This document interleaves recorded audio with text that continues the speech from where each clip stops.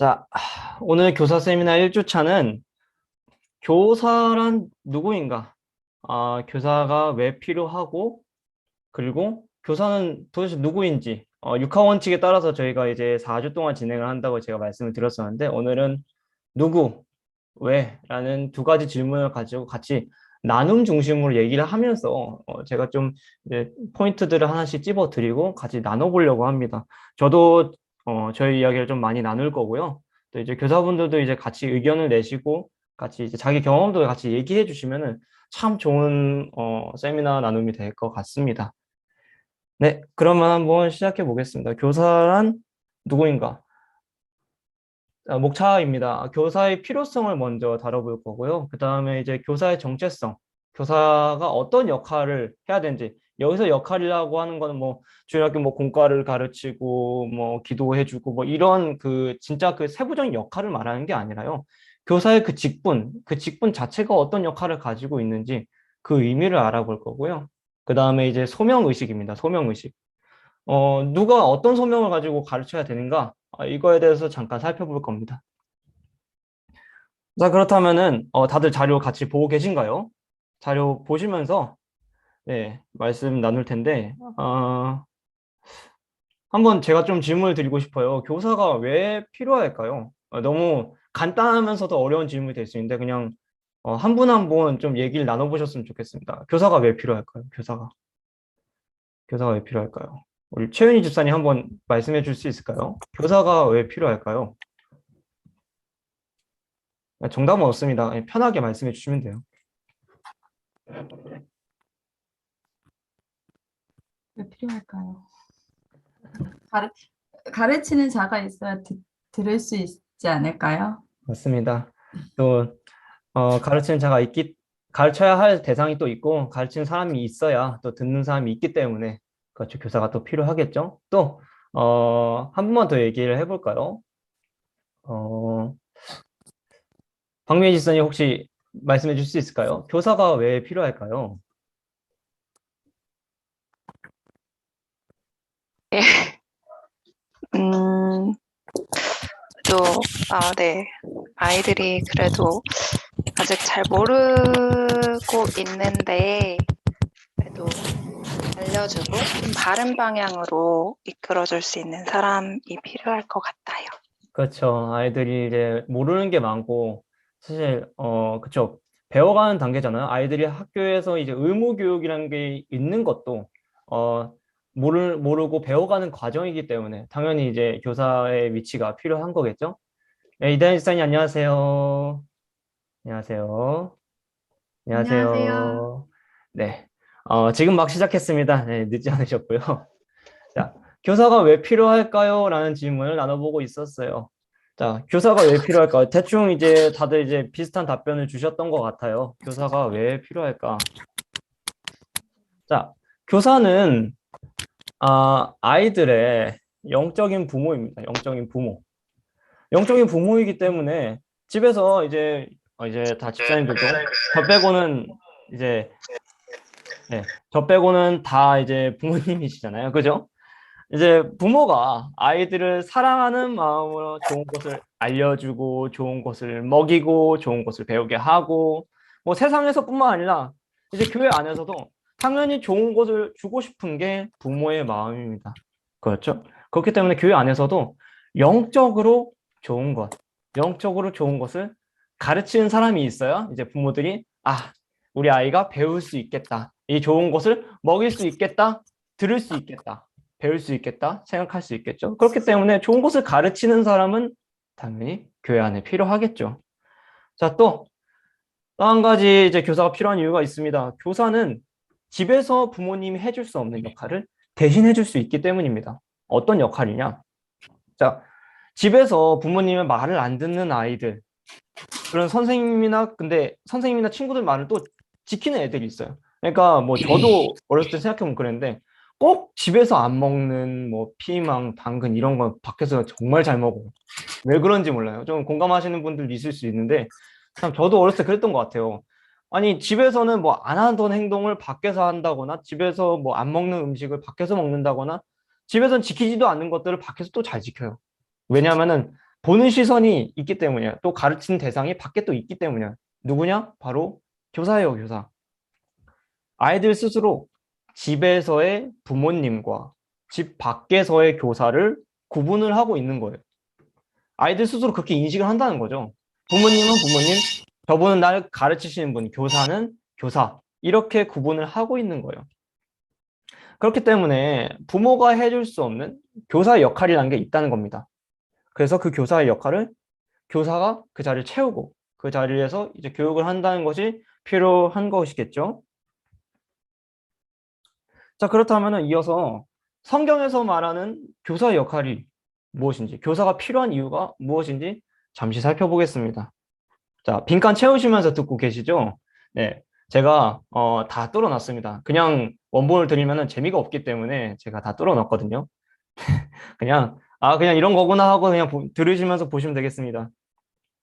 첫 번째는 하나님의 명령이기 때문이다. 하나님의 명령이기 때문입니다. 자, 여기 말씀을 한번 우리 이지웅 집사님께서 한번 읽어주시겠습니까? 1절, 2절 한번 읽어보세요. 읽어주십시오. 이는 곧 너희의 하나님 여호와께서 너희에게 가르치라고 명하신 명령과 규례와 법도라. 너희가 건너가서 차지할 땅에서 행할 것이니 곧 너와 내 아들과 내 손자들이 평생에 내 하나님 여호와를 경외하며 내가 너희에게 명한 그 모든 규례와 명령을 지키게 하기 위한 것이며 또 내 나를 장구하게 하기 위한 것이라. 아멘. 좋습니다. 네. 하나님의 명령이기 때문에 우리가 교사의 자리로서 그 교사의 자리를 지키면서 우리 아이들에게, 우리 자손들에게 하나님의 말씀을 지키고 하나님을 경외하게 하는 게 당연한 거죠. 우리는 어떤 사람의 말을 들을 때 그 사람의 위치에 따라서 그 사람의 신분에 따라서 우리가 그 사람에게 순종할지 말지를 결정하곤 합니다. 지나가는 옆집 아저씨가 너 이렇게 해야 돼! 라고 말하면 몇 명이나 그 소리를 들을까요? 근데 이렇게 명령하고 순종하라고 얘기하고 말씀을 가르쳐 얘기하신 분이 다른 분도 아니고 옆집 아저씨도 아니고 하나님 여호와라는 거죠. 우리 하나님, 우리를 구원해 주시고 우리를 사랑해 주시고 우리에게 은혜를 베푸신 하나님이 말씀하신 거예요. 그 절대적인 신께서 말씀하신 거기 때문에 그 명령으로 우리가 그 교사의 자리에서 말씀을 가르쳐야 된다는 거죠. 다음 보겠습니다. 우리가 교사가 필요한 이유, 하나님의 자녀를 기르는 일이기 때문이다. 하나님의 자녀를 기르는 일. 하나님께서 허락하신 4가지 직분이 있어요. 사도, 선지자, 복음 전하는 자, 목사가 있는데 여기서 말하는 목사는 맥락상 교사를 의미합니다. 그렇죠? 일반적으로 우리 목사도 맞지만 그 맥락 안에서는 교사도 그 안에 포함이 되어 있습니다. 말씀을 가르치는 사람이라는 거죠. 또 교육의 목적이 있습니다. 이 교육의 목적 한번 이다영 지사님 한번 읽어줄 수 있을까요? 교육의 목적. 온전케 하며 봉사의 일을 하게 하며 그리스도의 몸을 세우려 하심. 네, 감사합니다. 온전하게 하는 일이 교육의 목적이에요. 온전하게 하다. 하나님의 말씀을 알고 또 하나님을 알아가는 것 자체가 그게 온전하게 하는 일이겠죠. 그리고 여기서 하나님의 자녀를 기르는 일이기 때문이라고 이제 나와 있는데 여기서 하나님의 자녀에 대해서 좀 생각해 볼 필요가 있습니다. 우리 아이들이 그 집사님들의 몸에서 나왔고 또 부집사님들의 자녀이기 때문에 사실 우리 아이들 내 거다라는 인식이 있을 수 있어. 아이들은 내 몸에서 나왔고 내가 키웠으니까 우리 아이들은 내 자녀지라는 생각이 있을 수 있어요. 근데 그거는 기독교적으로는 그렇게 바른 방향의 생각은 아니라고 생각이 듭니다. 그러니까 이게 어떤 말이냐? 여러분의 자녀가 아니라는 말이 아니고요. 우리의 자녀이기 전에 하나님의 자녀라는 뜻입니다. 우리는 천국에 가면은 부모, 자식 할 거 없이 전부 다 하나의 하나님의 자녀입니다. 그렇기 때문에 하나님께서 우리에게 자녀를 보내주신 거예요. 자기 자녀를 맡기신 거란 말이에요. 부모님들한테, 그리고 선생님들한테 하나님의 자녀를 맡기신 거예요. 이 땅에서 잘 가르치고 교육하고 잘 교육해서 날 잘 믿게 하고 나중에 다시 만나자 하면서 이렇게 딱 보내주신 거예요. 그 인식을 가지고 있어야 됩니다. 부모로서 그리고 교사로서 하나님이 나에게 맡아주셨구나. 나에게 맡겨주셨구나. 그 인식을 가지고 있어야 돼. 단순히 뭐 뭐 교사는 뭐 이게 남의 자식, 뭐 부모는 내 자식이니까 난 이렇게 이걸 넘어서 하나님의 자녀이기 때문에 그 맡겨주신 그 사명을 생각해야 된다는 거죠. 자, 다음 보겠습니다. 자, 신앙 있는 다음 세대를 기르는 일이기 때문에 우리는 교사가 필요합니다. 신앙 있는 다음 세대. 자, 다음 세대 하면 너무나 유명한 성경 본문이죠. 바로 사사기입니다. 신앙의 전수가 제대로 이루어지지 않으면 여기서 신앙의 전수란 신앙을 이어가는 걸 말하는 거죠. 가르치고 배우게 해서 신앙과 하나님을 알게 하고 이어가게 하는 거. 신앙의 전수. 이게 제대로 이루어지지 않으면 이런 일이 발생합니다. 누가 읽어주실까? 박매지 집사님 한 번 더 읽어줄 수 있을까요? 그 세대를 그 세대의 사람도 다 조상들에게로 돌아갔고 그 후에 일어난 다른 세대는 여호와를 알지 못하며 여호와께서 이스라엘을 위하여 행하신 일도 알지 못하였더라. 아유, 감사합니다. 감사합니다. 자, 그렇죠. 아주 끔찍한 일이 벌어집니다. 여호와를 알지 못해요. 하나님을 알지 못해요. 다음 세대가 되어야 되는데 다른 세대가 되고 맙니다. 해나왔네요. 자, 다음 세대가 되어야 되는데 다른 세대가 되고 말죠. 하나님을 알지 못한다면 그것만큼의 재앙이 있을까요? 그렇죠. 그렇기 때문에 우리는 다음 세대를 길러내야 되기 때문에 계속해서 하나님 말씀 이어가야 되기 때문에 이 일이 필요합니다. 자, 마지막으로 보겠습니다. 인생의 방향성을 세우는 일이기 때문에 우리는 교사가 필요합니다. 인생의 방향. 우리 아이들이 지금은 다 꼬꼬맹이고 아주 어리니까 사실 뭐 자기가 뭘 위해서 사는지 무엇을 위해 사는지 크게 관심 없어요. 저도 중학교 되기 전까지 그런 거 관심 없었어요. 그냥 하루하루 살다가 그렇게 지내는데 이제 중학생이 되고 고등학생이 되고 머리가 크면은 슬슬 이제 생각을 하게 됩니다. 내가 뭘 위해서 살지? 내가 왜 살지? 그럼 그때 고민의 유익이 되는 게 뭐냐? 초등학교, 유치원, 그때 동안 이제 축적해서 배워왔던 그 말씀과 가르침이 그때 적용이 되는 거예요. 교회에서는 내가 하나님이 지으셨고, 하나님께서 나를 사랑해 주셔서 구원해 주셨다는데, 내가 하나님을 위해 사는 게 내 목적인가? 물론 이렇게 바로바로 이제 프로세스가 다다닥 해서, 나 하나님의 자녀하면서 믿으면 참 좋겠죠. 그렇지만은, 그런 아이들이 막 많진 않죠. 어쨌든 드물긴 하지만 영향을 미칠 수 있다는 거. 그렇기 때문에 우리가 미리미리 아이들에게 인생의 방향이 무엇인지, 우리가 왜 살아야 되는지, 어떤 목적을 가지고 살아야 되는지 미리 알려줄 필요가 있다는 겁니다. 인생의 방향을 알지 못하면 목적 있는 삶을 살기 때문이죠. 인생의 주인이 누구인지, 인생의 방향이 어디인지, 사람이 어디로 와서 어디로 가는지 정답은 성경 안에 있기 때문에 우리가 성경을 말씀을 가지고 아이들에게 가르쳐야 하는 거죠. 자, 그렇다면은 교사가 또 왜 필요한지 교회의 현실에 따른 필요성을 한번 점검해 보겠습니다. 현실적인 필요성입니다. 자, 사실 이제 아이들을 가르치고 이제 교사로서 세워지고 또 아이들에게 말씀을 전하는 일은 사실 목사가 하는 일이에요. 목사님이 하는 일이고 제가 할 수 있는 일이에요. 그럼 이렇게 질문할 수 있어요. 아니, 그렇다면은 교사가 뭐 따로 필요한가요? 목사님이 하시면 되지 않을까요? 라고 이렇게 질문하시는 분들이 있을 수 있어요. 왜 제가 혼자 다 감당하지 못할까요? 이유를 좀 설명해 드리려고 합니다. 출애굽기 18장 18절에서 21절을 보시면은 모세와 이스라엘 백성들 이야기가 나와요.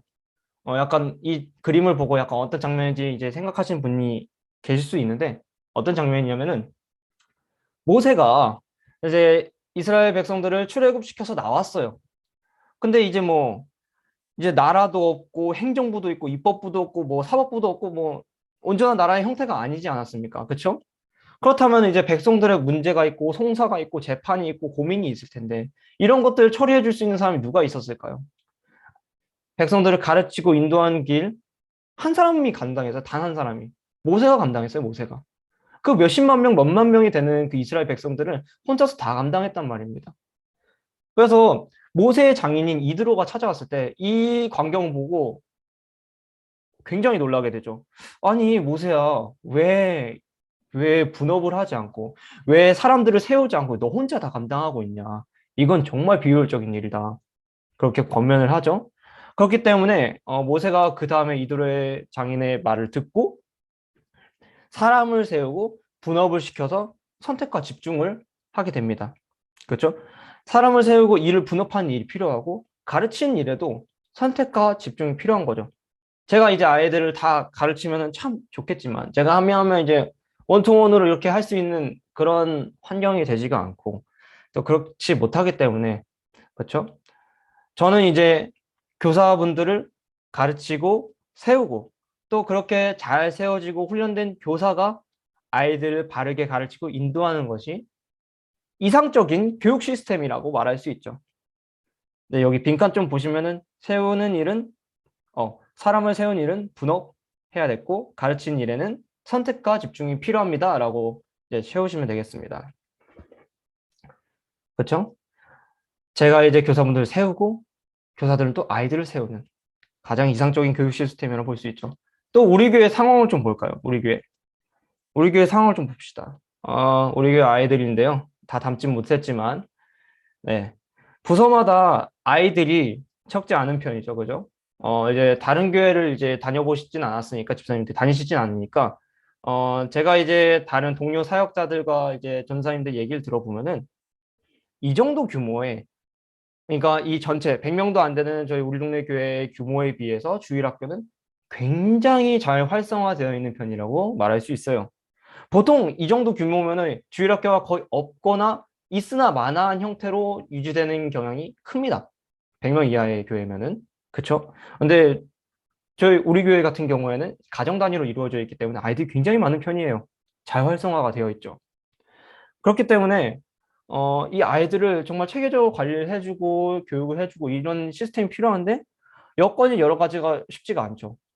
보통 이제 주일학교라고 하면 이제 큰 교회를 다녀보신 분들은 아시겠지만 부서마다 이제 부서별로 이제 아이들을 이제 교육하는 이제 부서가 따로 있고 그런 상황 속에서 이제 예배도 드리고 교육도 진행이 되고 그런데 부서가 따로 새로 세워지기에는 여러 여건과 상황이 어렵습니다. 목사님의 목회 철학도 다르기도 하고요. 뭐 교육 시간이라든가 교육자가 부족한 환경도 있고 또 재정적으로 그게 여건이 되지가 않습니다. 그렇기 때문에 교육자가 미처 손을 뻗지 못하는 영역들에 힘써 도와줄 교사들이 필요한 것이죠. 그렇기 때문에 현실적으로도 또 성경적으로도 또 그 내용적으로도 참 교사는 우리에게 정말 필요한 존재라고 말을 할 수 있겠습니다. 자, 그러면 챕터 두 번째로 넘어가 보겠습니다. 그럼 교사의 역할이 무엇일까요? 교사의 정체성에서 한번 얘기를 나눠봅시다. 교사의 역할이 무엇일까? 아까랑 좀 미묘하게 좀 다른 뉘앙스의 질문이죠. 교사의 역할. 이중희 선생님 한번 얘기해 줄 수 있을까요? 교사의 역할이 무엇일까요? 교사의 역할. 역할이요? 네, 생각나시는 대로. 네. 네, 저는 함께 할 수 있는 사람, 그러니까 친구가 되어줄 수 있는 그런 게 저는 역할이라고 생각을 합니다. 맞습니다. 네, 그 말도 정말 맞는 말입니다. 함께 해줄 수 있는 사람. 그렇죠? 함께 해줄 수 있는 사람. 이건 정말 큰 여러 가지 의미가 그 안에 있는 것 같습니다. 일단 또 같이 나눠볼 때 좀 생각해보면 좋을 주제인 것 같고요. 또 한 분만 더 얘기를 나눠볼까요? 우리 이다은 집사님 한번 말씀해 줄 수 있을까요? 교사의 역할이 무엇일까요? 교사의 역할.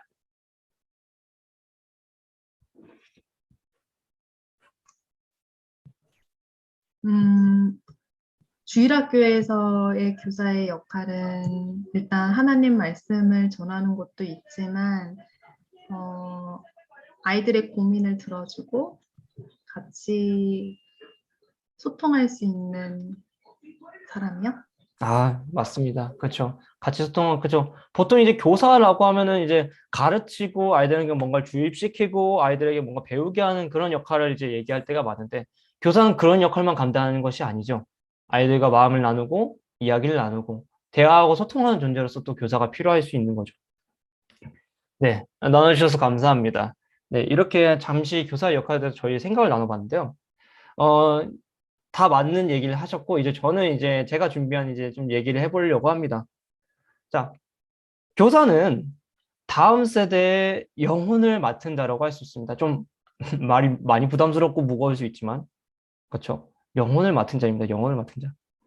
영혼을 맡았다는 그 사실 자체가 우리에게는 되게 기쁨이 되고 되게 감사하기도 하고 때로는 지금 여러분이 느끼는 감정처럼 부담스럽다. 굉장히 부담스럽다. 라고 다가올 수 있습니다. 주일학교 교사라는 자리는 한 영혼이 자기의 마음처럼 이게 변하지 않을 때 굉장한 딜레마에 빠져요. 외롭고 힘들고 그럴 수 있어요.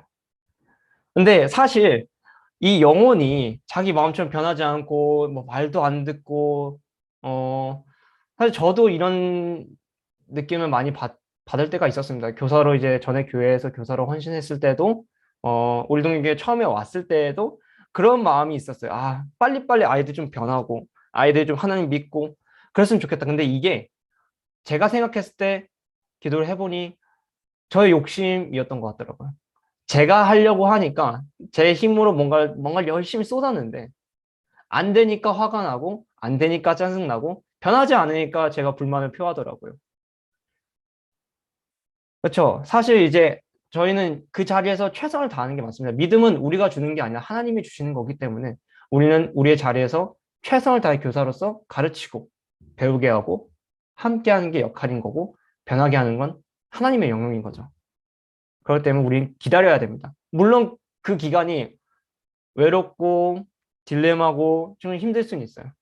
하지만 그 기간이 지나고 영혼을 변화시키고 또 그 영혼이 변화되는 과정을 통해서 제가 변화될 수 있는 거거든요. 교사가.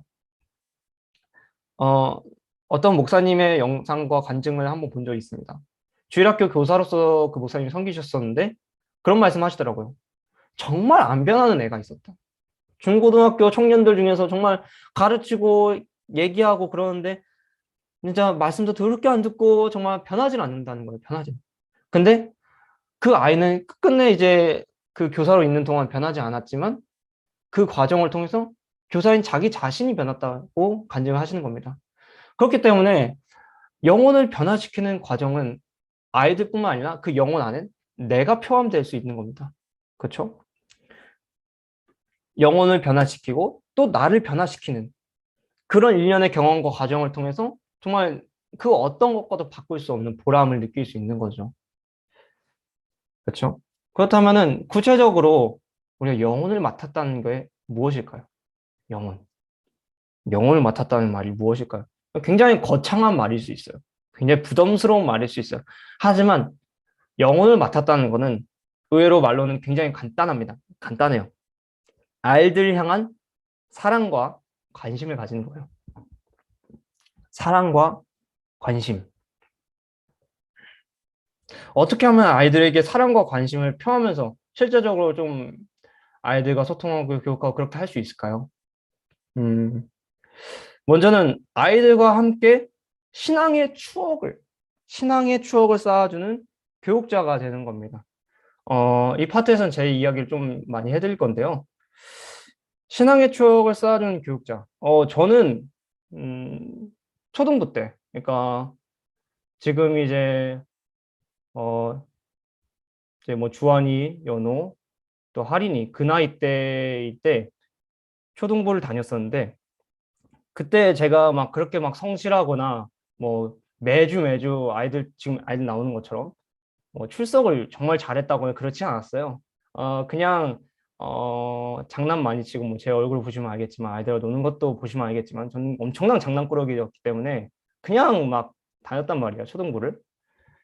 근데 저를 그렇게 좀 잘 잡아주시고 또 항상 사랑과 관심으로 대해주시던 집사님이 계셨어요. 지금은 장로님이신데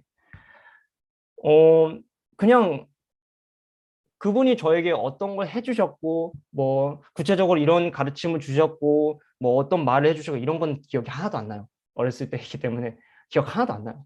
뭐 어떤 가르침 주셨고 무슨 말씀 해주셨고 전혀 기억이 안 나는데 기억에 남는 게 뭔지 아세요? 그 존재예요. 그 존재. 그 존재가 그 나한테 굉장히 관심을 가져줬었고 나한테 따뜻한 사랑으로 다가왔었고 그게 제 마음에 남아있어요. 제 기억에 남아있고 구체적으로 뭘 해줬는지 기억이 안 나요. 근데 그 분위기, 그 인식이 저에게 남아있다는 거예요. 아이들 기억에 남는 거는 가르침보다는 그 존재 자체에 대한 인식, 기억인 거예요. 물론 물론 이렇게 얘기해서 가르침이 안 중요하다는 건 아니에요. 뭐 안전하고 그냥 뭐 맨날 놀기만 하자 이런 것도 아니고, 아이들은 어떤 형태로든 그 교사가 남는다는 거예요. 제가 그 증거죠. 그러면은, 아니, 목사님, 그러면은, 뭐, 그렇게 뭐 따뜻한 존재다, 뭐, 교사가 전해지고, 뭐, 다 좋습니다.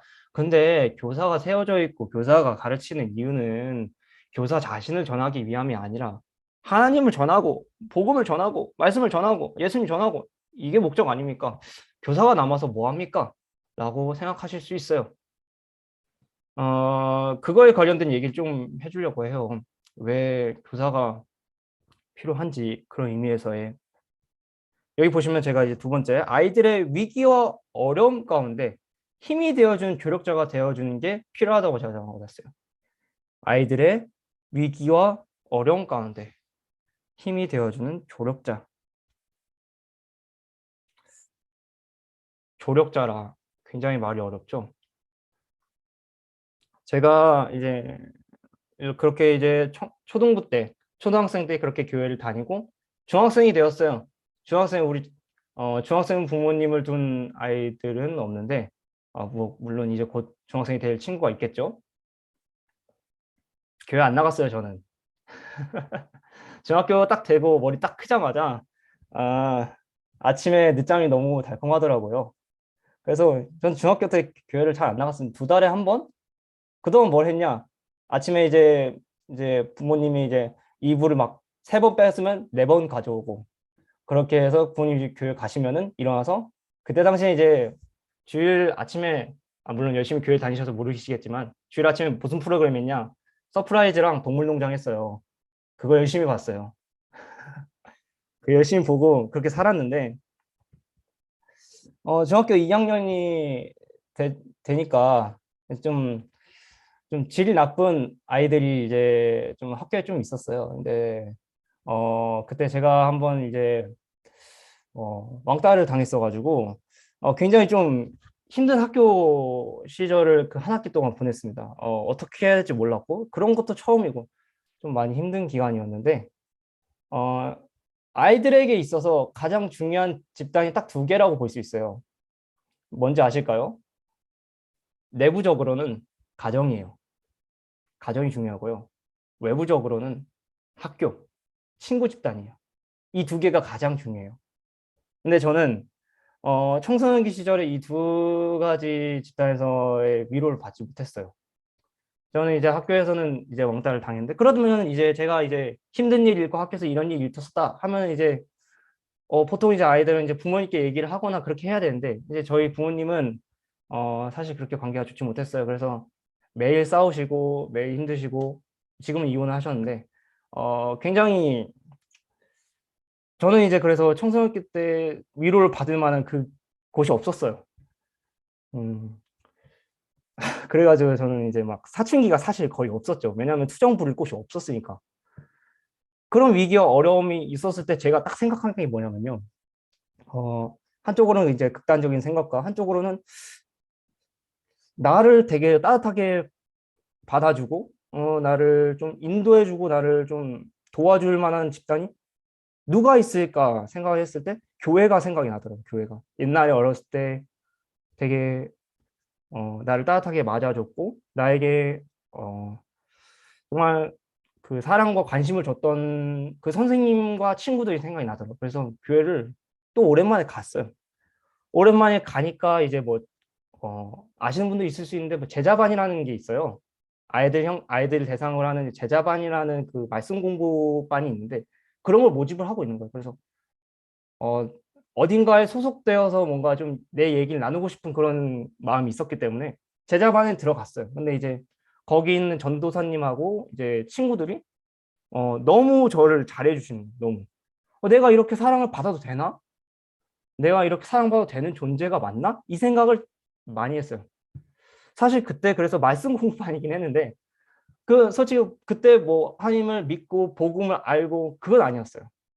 그건 아니었는데, 한 가지 분명했던 게 뭐냐면, 나에게 이런 사랑을 알려주고 내가 이렇게 사랑을 받아도 되는 존재구나 알려주는 거는 그 교사, 그 전도사님과 친구들이었다는 거예요. 그 뒤에 이제 제가 이제 방학 때 그런 시간을 겪고 2학기가 되자마자 저는 이제 왕따를 극복할 수 있었죠. 정말 감사했어요. 저에게 1년의 그런 경험이 있었고 또 저도 이제 성격이 좀 많이 변하고 원래 좀 소극적인 성격이었거든요. 그때 또 성격도 많이 바뀌고 그렇게 해서 이제 중학생 때 중3 때 이제 수련회에서 하나님 만나고 고등학교에 올라왔을 때 소명 받으면서 그때 딱 깨달았어요. 하나님께서 저를 이제 목사로 불러주셨을 때 그때 이제 딱 알려주시더라고.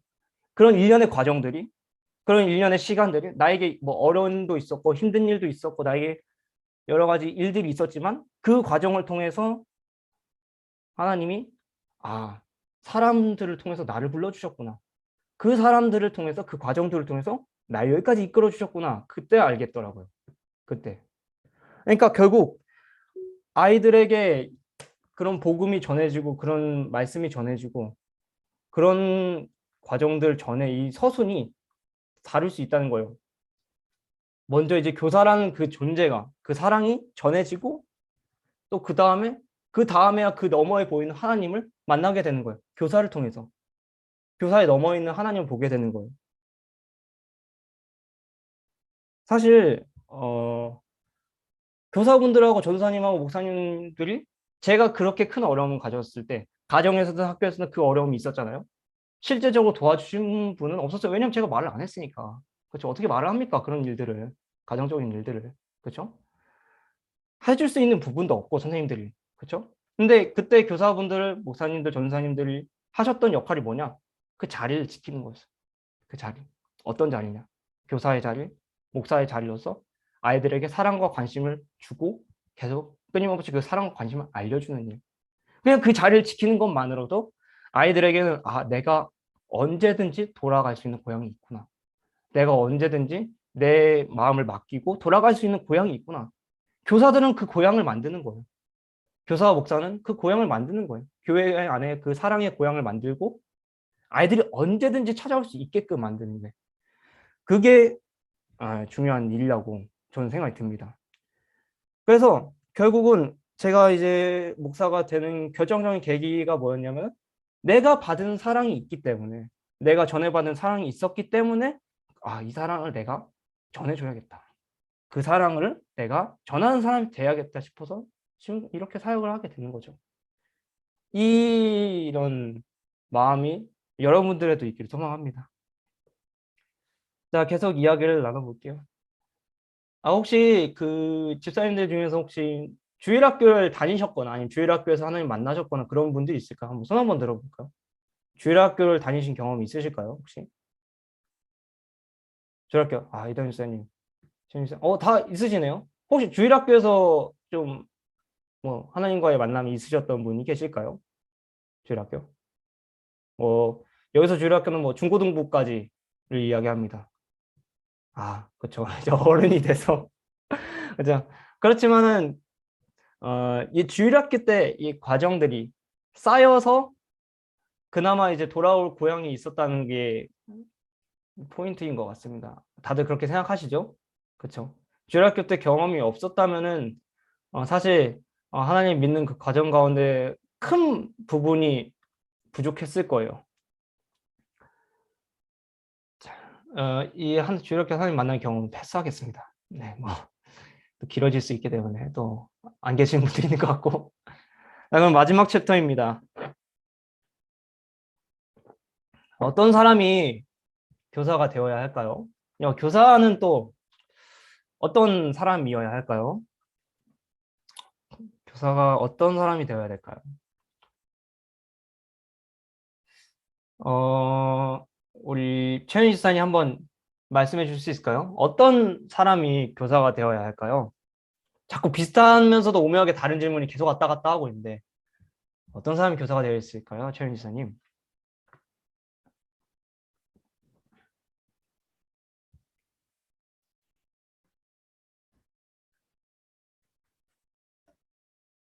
어떤 사람이 교사가 되어야 할까요?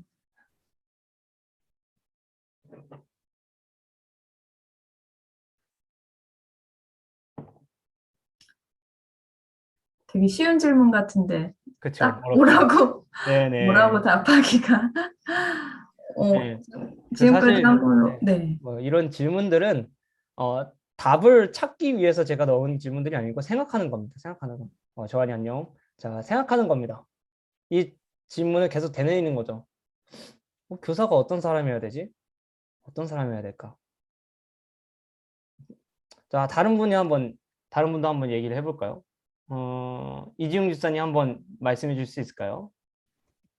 교사가 어떤 사람이어야 네. 될까요? 저는 교사는 그 아이들이나 이제 교사가 되는 사람이 다른 사람에게 관심을 가질 수 있는 좀 마음이 있어야 된다고 생각을 합니다. 좋은 말씀 해주셨습니다. 그죠. 그 관심의 그 바운더리가 좀 넓어야 되는 것 같아요. 좀 시야를 좀 넓게 가지고 나 혼자만 내 삶에만 급급한 게 아니라 정말 아이들 한 명 한 명에게도 관심을 가질 수 있는 그 큰 범위가 필요할 것 같습니다. 네, 좋은 말씀 해주셨습니다. 네, 감사합니다. 자, 뭐 그런 의미에 있어서도 교사는 그런 사람이 되어야 되는 것도 맞죠. 지금 이제 여기서 이제 같이 얘기해 볼 부분은 소명에 대한 얘기입니다. 소명. 교사는 소명을 가진 사람이 해야 합니다. 그리고 소명을 가져야 하죠. 그렇다면 여기서 좀 질문들이 많을 것 같은데 일단은 우리 교사분들에게는 소명이 있으십니까? 자기 자신에게 소명이 있으십니까? 교사로서 소명이 있으십니까? 제가 질문하면은 보통 이제 뭐 있거나 잘 모르겠어요. 소명 그렇게 거창한 것까지는 없는 것 같은데요? 라고 말씀해 주실 수 있어요. 자, 한번 소명에 대해서 좀 얘기를 해보겠습니다. 모든 교회의 직분을 감당함에 있어서 가장 중요한 거는 하나님께서 나를 부르셨다는 소명 의식입니다. 소명 의식. 세상에서는 이제 다 일을 하시는 분들이 계시는데 일을 하면은 뭘 받죠? 그에 합당한 보수를 받습니다. 내가 일을 주면은 그 일의 대가만큼의 돈을 받아야 되는 거예요. 그렇죠? 당연한 거죠. 세상에서는 보수를 받아요. 하지만 우리는 하나님께서 부르셨던 그 소명 하나로 보수를 받지 않죠. 우리의 마음과 시간을 들여서 봉사를 하기 때문에 우리는 보수의 그런 개념이 아니라 세상적인 개념이 아니라 하나님께서 주신 소명과 그 사랑으로 봉사합니다. 봉사하는 거예요. 우리의 기쁨과 자원하는 마음으로. 따라서 분명한 소명의식을 소유하지 못하면 이 직분이 나의 마음과 영혼을 힘들게 할 수 있습니다. 노동이 되는 거예요. 나의 마음과 영혼을 힘들게 하는 노동이 됩니다. 여러분, 보수 없는 노동 생각해 보셨습니까? 보수 없는 노동. 어떻습니까? 다 이제 직장을 가지신 분들이 꽤 계시는데 보수 없는 노동. 열정페인가요? 끔찍하죠? 보수 없는 노동. 마음을 힘들게 하는 걸 넘어서 그냥 하기 싫죠. 근데 교회에서의 봉사도 그런 의미에서 생각을 해보면은 여러분 교회에서의 봉사가 노동이라고 생각하면 어떨 것 같습니까? 하기 싫은 거예요. 하기 싫은 게 돼버려요. 왜? 나에게 돌아온 게 아무것도 없는데 나한테 이룬 게 아무것도 없고 유익이 아무것도 없는데 제가 이 자리에서 교사로 섬겨서 뭘 합니까? 보수가 없는데. 그렇게 생각하면 안 된다는 거죠. 그 메커니즘 자체를 다르게 생각해야 됩니다. 봉사입니다. 봉사. 봉사는 헌금과 비슷한 개념이에요. 저희 헌금 봉투 낼 때 헌금 봉투에 뭐라고 적혀 있죠? 자원하는 마음, 기뻐하는 마음으로 내가 낼 수 있는 만큼 내는 겁니다. 자원하고 기뻐하는 마음으로. 교사의 자리도 마찬가지예요. 그 소명도 마찬가지입니다. 내가 봉사하기로 마음을 먹었다면 그 기뻐하는 마음으로 자원하는 마음으로 드렸다면 그거는 내 영혼을 힘들게 하고 내 마음을 힘들게 하는 노동이 아니라 정말 기쁨으로 감당하는 직책, 소명이 되는 거죠. 감사할 수밖에 없는 거예요. 하나님께서 나에게 이런 일을 맡겨주셨다는 거예요. 그렇다면 이제 저한테 이렇게 질문하시는 분이 계실 수 있어요. 목사님, 저는 아시다시피 목사님 권유해 주셔서 세워졌고, 그렇기 때문에 사실 저한테 소명? 그런 거는 솔직히 잘 발견하기 어려운 것 같습니다. 권유받아 세워지고, 그리고 제가 그렇게 자원한 것도 아니고, 저에게 소명이 있을까요? 이렇게 질문하시는 분이 계실 수 있어요. 전 분명히 말씀드리지만은, 저는 교사를 세울 때 모두에게 권유했습니다. 모두에게 권유했고, 모두에게 기회를 드렸어요. 근데 그 기회를 잡고 이제 승낙하신 분은 몇 분 안 되셨어요. 여러분들이죠. 소수이셨습니다. 그 과정 가운데에는 하나님의 섭리와 부르심이 반드시 있습니다. 섭리와 부르심. 하나님의 섭리와 부르심이 그 가운데 무조건 있는 거예요. 아이고, 김경선 안녕하세요. 그 앞에 내용들은 녹화가 되어 있으니까 나중에 공유해 드리도록 하겠습니다.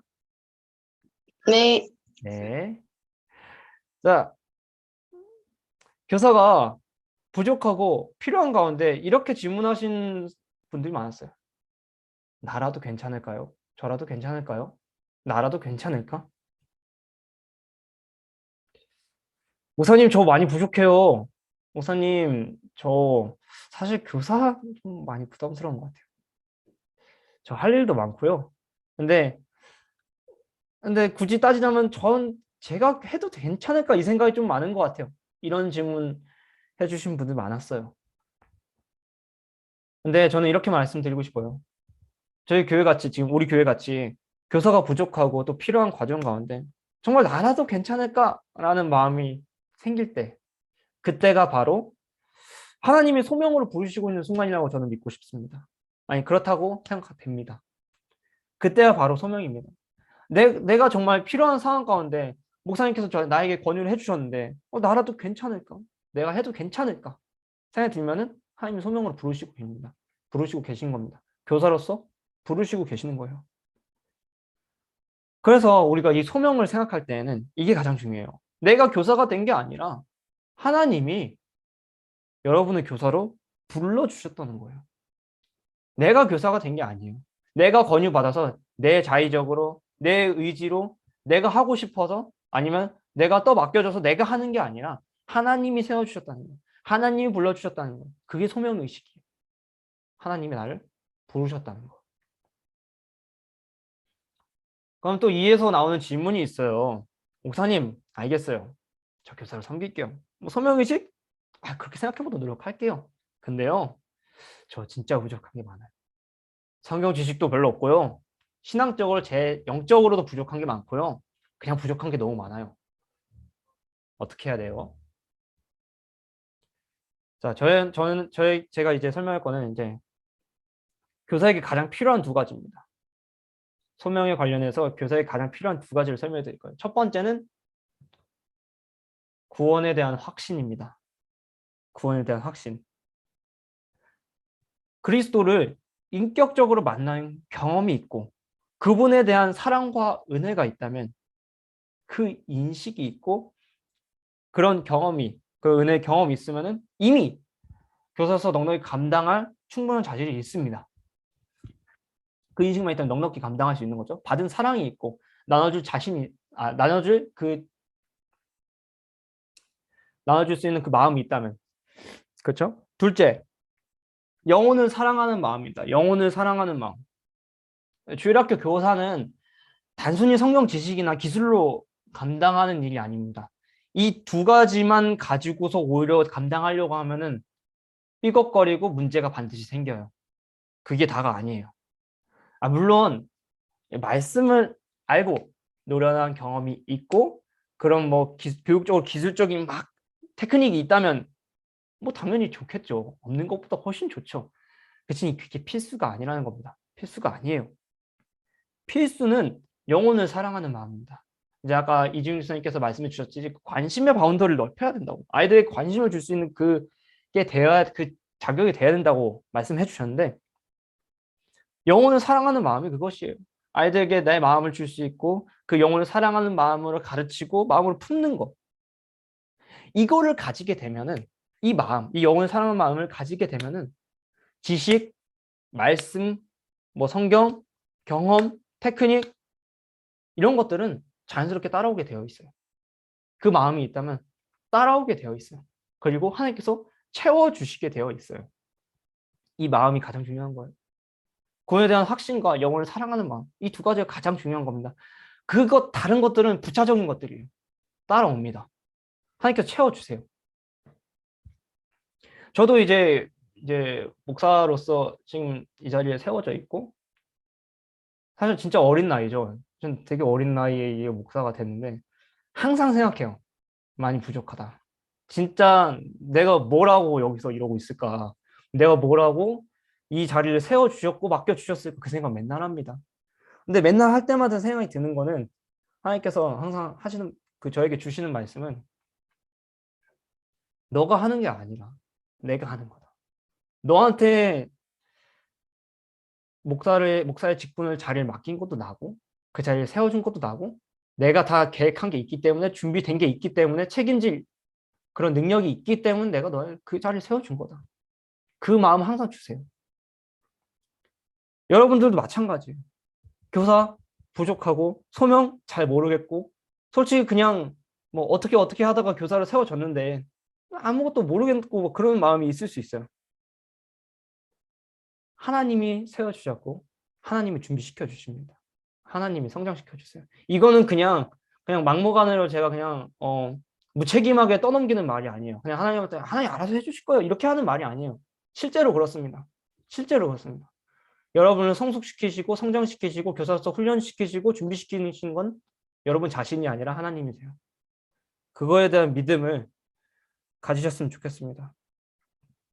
이 두 가지가 확고하게 서 있는 사람은 주님이 필요하는 교사의 사명을 잘 감당할 수 있습니다. 그렇지만 이 소명의식, 처음부터 이 확고한 소명의식을 가지고 교사로 뛰어드는 사람은 없어요. 거의 없다고 보시면 됩니다. 내가 교사가 돼야지. 내가 정말 아이들을 잘 양육시켜서 사랑으로 키우는 구원을 알려주고 하나님 말씀을 가르치는 그런 교사가 돼야지 하면서 뛰어드는 사람 정말 드물어요. 정말 드물어요. 저도 그랬고요. 그렇지만 내가 부족하지만 그래도 내가 불러주신 그 자리에서 잘 섬겨야겠다. 하나님을 붙잡고 사랑과 열정으로 뛰어들 때 하나님은 그 소명 가운데 역사하셔서 준비시키시고 성장시키십니다. 제가 마지막으로 한 가지만 강조를 하겠습니다. 한 가지. 지금 되게 거창한 얘기, 되게 뭐 부담스러울 수도 있는 얘기들, 뭐 소명, 뭐 무거운 얘기도 좀 했어요. 왜냐하면 이 파트에서는 그런 것들을 다뤄야 된다고 제가 생각을 했기 때문에 말씀을 드렸지만은 제가 간단하게 하나만 얘기하자면 교사의 소명은 자리를 지키는 거예요. 자리를 지킨다는 건 여러 가지 의미가 있어요. 자리를 지키는 거. 그냥 교사로서 계속해서 끊임없이 섬긴다는 거 아니면은 그 교사의 자리에서 교사가 할 수 있는 역할을 교회 안에서 꿋꿋하게 해내는 거. 자리를 지키는 거예요. 자리를 지키는 거. 뭐 더 교사가 더 막 뭘 막 많이 할 필요 없어요. 교사가 목사의 역할을 감당하고 막 그래서 막 더 막 뭐 해보려고 하고 그리고 뭐 아이들을 막 그 내부 사정까지 다 들어가서 뭐 혹시나 뭐 왕따 당하는 친구 없나, 막 혹시나 막 가정에서 문제가 있는 친구 있나, 막 물론 거기까지 손길 가면 좋겠죠. 정말 좋은 교사가 되겠죠. 하지만 기본적인 교사는 거기까지도 안 가도 괜찮아요. 자리를 지키는 겁니다. 자리를 지키는 거. 사랑과 관심으로 그리고 아이들에게 정말 영혼을 그 사랑을 마음으로 그 교사의 자리에 남는 거, 자리를 지키는 거. 그렇게 자리를 지키고 있잖아요. 그러면 하나님께서 채우시고 부어주실 겁니다. 합당한 능력을 부어주실 거예요. 그 믿음을 가지셨으면 좋겠습니다. 네, 마무리가 됐고 이제 같이 기도를 하고 오늘 세미나를 마쳐볼까 합니다. 오늘 우리 같이 기도하실 때에는 교사가 된 자기 자신, 그리고 우리 서로를 위해서 같이 기도하셨으면 좋겠습니다. 우리가 영혼을 기르고 가르치는 중요한 교사의 자리로 불러주셨죠. 우리가 그 자리를 잘 섬길 수 있도록 부족한 부분들을 채워달라고. 또 예수님이 날 찾아와 주신 그 사랑으로 아이들에게 다가갈 수 있게 해달라고. 우리 다 같이 이 PPT 보시면서 먼저 첫 번째 기도 제목 보시면서 우리 같이 기도하셨으면 좋겠습니다. 우리 같이 기도하겠습니다.